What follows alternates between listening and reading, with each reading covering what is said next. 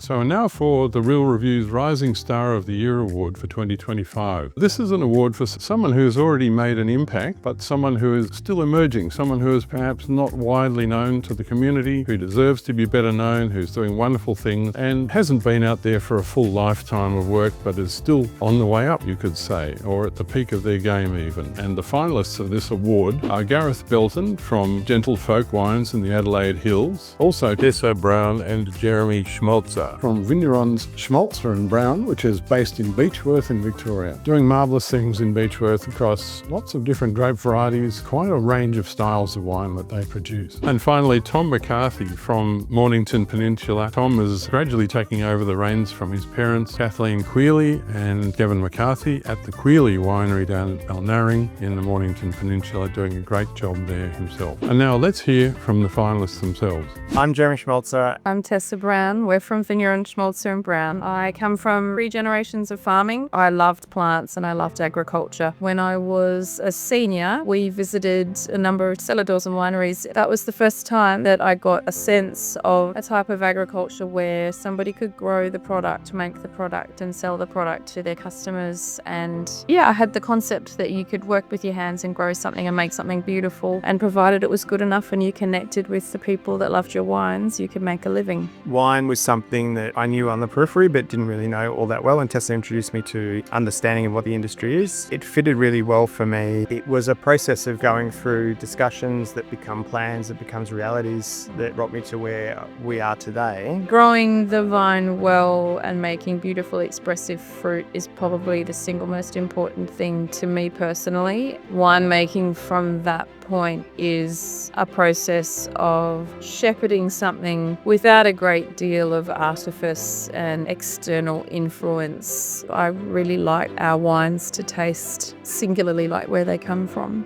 so that's pretty important for me. The philosophy is kind of a process of learning primarily, but listening and acknowledging what the site and the fruit does. The biggest challenges for me are very banal ones. Being a small business owner isn't a cakewalk. You've got to keep the pressure up. You're always trying hard. There's always challenges. It's time management and the juggle that is the biggest challenge for me, I'd say. The inability to do everything that you would want to do at one time is probably the biggest challenge, because we're not coming into it with a bucket of money, a bucket of resources and everything like that. We're doing what we can, and while there might be aims and while there might be ideas, you've actually got realities that you're dealing with in the way that we've gone about it. Probably the biggest challenge is having a lot of thoughts and ideas around stuff where you have to wait, and that is wine. Interestingly, they do challenge you, but they don't stop you. Getting a nice report card is always lovely. We don't hang too hugely on external validation, but when a bit comes our way, it's very, very lovely. It's really good to be amongst a group that is really shaking things up in some ways and really doing interesting and wonderful things. Feels good, but it also feels validating and keeps you going. G'day, I'm Tom McCarthy from Quealy Winemakers. Winemaking was always in a family, but ultimately it was the ability to work creatively with the land that inspired me. Quealy Winemakers has always been a viticulture-based business. We have 5 individual sites across the Mornington Peninsula. The most important of these is our home vineyard, certified organic and dry grown. This site produces a whole array of wines, from classic Pinot Noirs and Pinot Grigios through to the skin contact Italian varietals like Friulano, Malvasia and Rivolaggiano. I guess philosophically, it's always been a goal of ours to express each individual site for what it is. We don't really make many blends, and we don't really make and state wine. Generally, the winemaking is kept very simple. It's important to us that we are not too heavy-handed, and that the resultant wines are really reflective of where they come from. One of the most significant challenges for Quealy winemakers is growing grapes in a marginal cool climate region.